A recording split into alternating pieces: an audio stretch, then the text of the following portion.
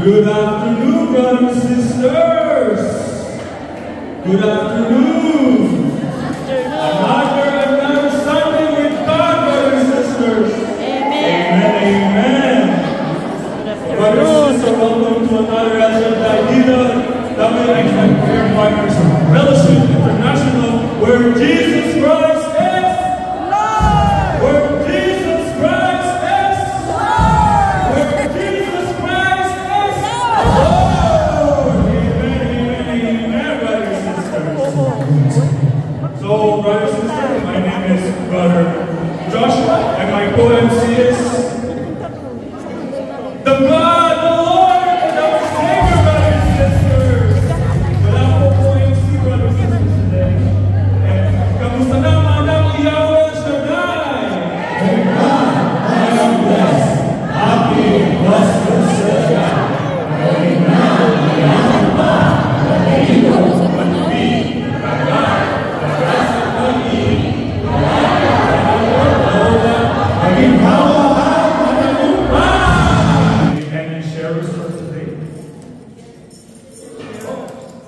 Come, sister! Let us hear your special blessing from our God.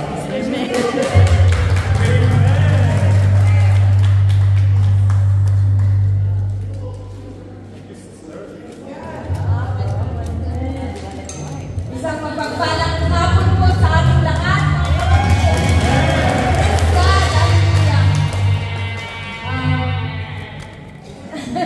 Sa oras na ito, gusto ko lang magpasalamat kay Lord. Number one, dumating na po ang birthday ko na naman. I'm 64 years old. Pangalawa, magpapasalamat ako kay Lord dahil napakabilis po ang recovery ng aking at nakakalakad na po ako na walang tungko. In Jesus' name, maraming salamat po. At napakabuti mo, Lord. You are our great healer, Lord God. Our great divine protection, our great divine provision, and our great provider, Lord God. Maraming salamat po, mahal na Panginoon. I give back to you all the highest glory and honor. Amen. Magpapatutuo din ang asawa ko.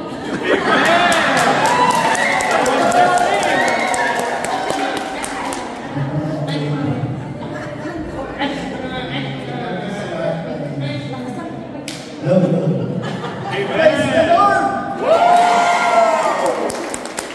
God is good All the time. God is good. First of all, I bigyan po ang salamat kay Yahweh at natapos na po ang ating ilang taong pagpipilihan sa trabaho. Kaya, ito ang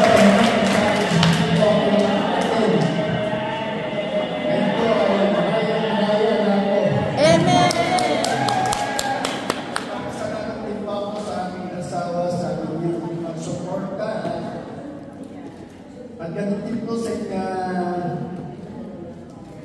kanyang surgery. Amen. Awa po ni Yahweh ay magaling na po siya, nakakalakad na po siya ng medyo maayos. In Jesus' name. Amen. Ina po.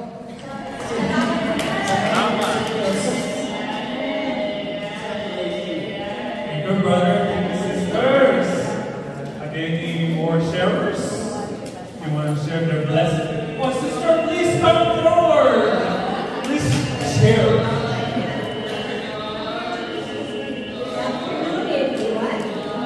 Good afternoon, sister. Ako talaga.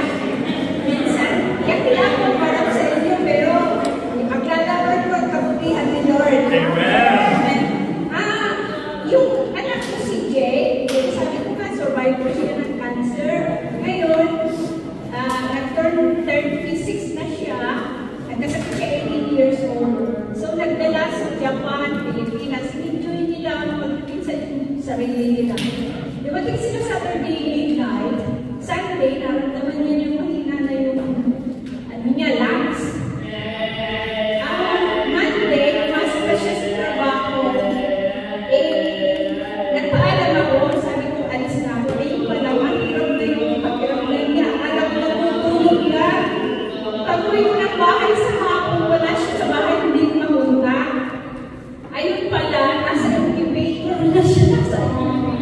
nasa James Hospital na marami na siyang sakit dahil pneumonia na. Kaya, Lord, mapagtiwala ka sa buhay namin. Thank you, Lord. At isa pa, itong buwan ng September, yung mga pinapangarap ng dalawang anak na babae na gusto nilang makamit sa kanilang trabaho, nakuha na nila, na-promote na sila. Lord, thank you. Lord, kaya, Lord, salamat kahit na kung ganito, punong-puno ng pagsubok, pero nariyan ko palagi, you are the God provider, you are the creator. Thank you, Lord. Yeah, brother and sisters, ako sa sarili ko, yang-iyak dahil lagi ko kayong hinahatiran ng pagsubok.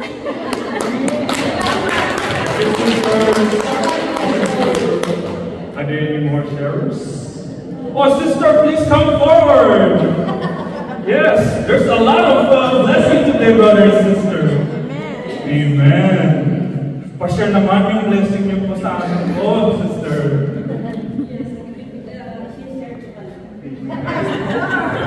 God is good all the time. God is good.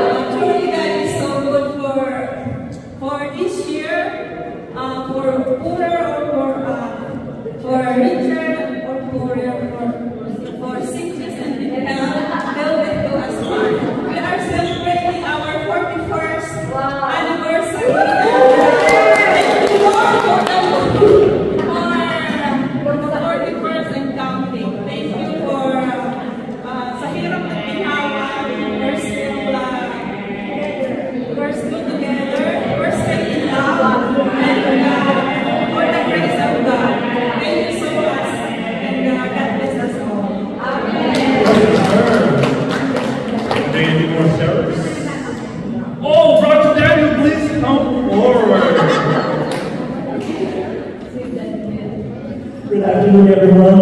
God is good all the time. Well, so many things happened to me. I will try to make it quick because actually I have to thank the Lord for the opportunity starting last week to join the choir, which is actually a dream that I had for 15 years, and it happened, and I was able to do this joyfully. Not only God allowed me to do it because He is the one that decided to. I had a chance to do it, but I really enjoyed it, and there is nothing wrong by enjoying things that you do when you do it to glorify the Lord. And one thing leads to another. That was last week, but now this week, my heart rejoiced because one of my best friends and brother in Christ, Brother Joseph, is joining us.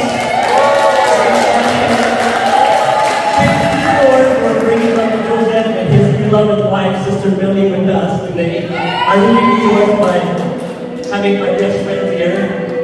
And finally, I have to keep it quick.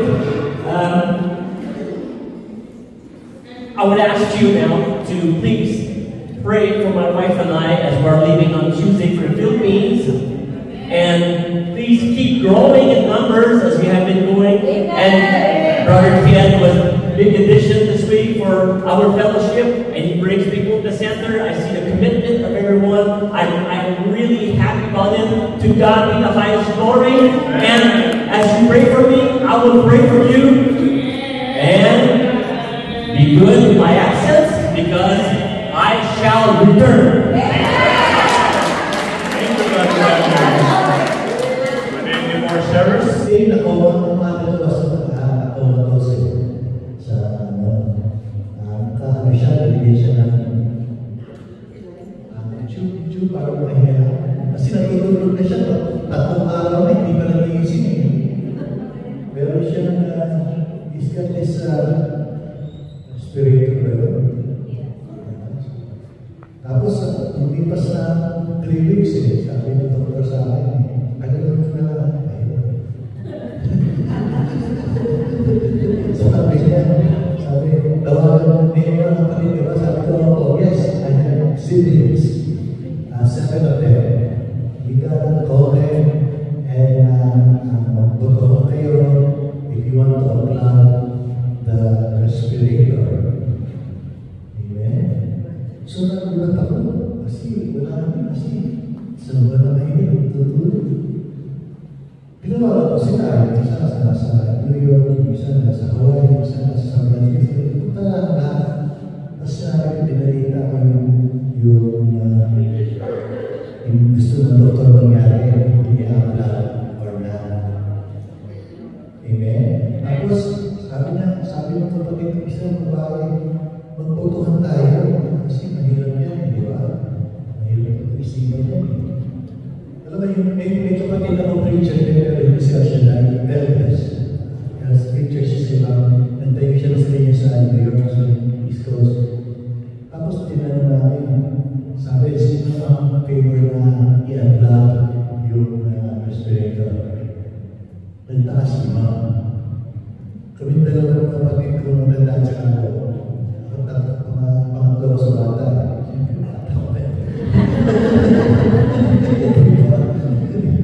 Sabi, no. Kasi parang kami nag-fitness ng faith. Sabi nagalit sa amin yung aming mga kapatid ko. Bakit kayo yan? Bakit kayo yan? Yan ang nakakuha mo. Nakakit ka kay brother sa may bilante na yan. Sabi ko, hey, wait a minute. It's not, brother niya has nothing to do with my decision. It's my faith. Bakit, why are you playing God? So, halos hindi ang plug na. Why don't we wait for God to act? Sabi ko, dito kaya dalawa kami hindi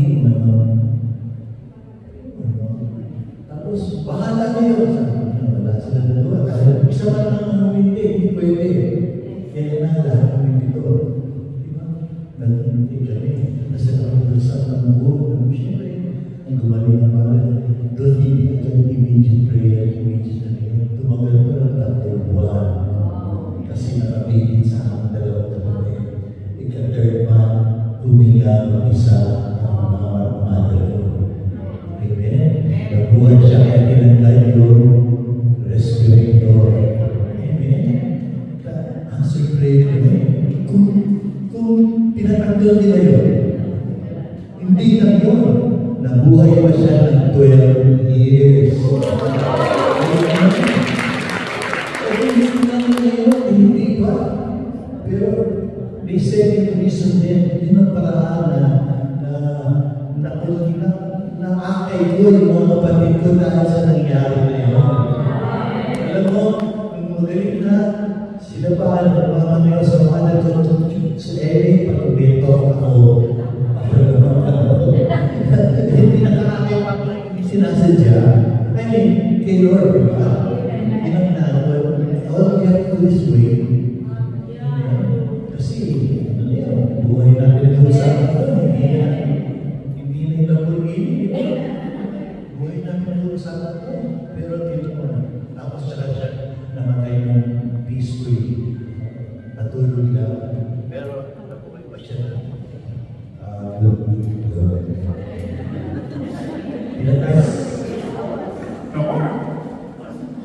That means everybody's going to be blessed all the time, brothers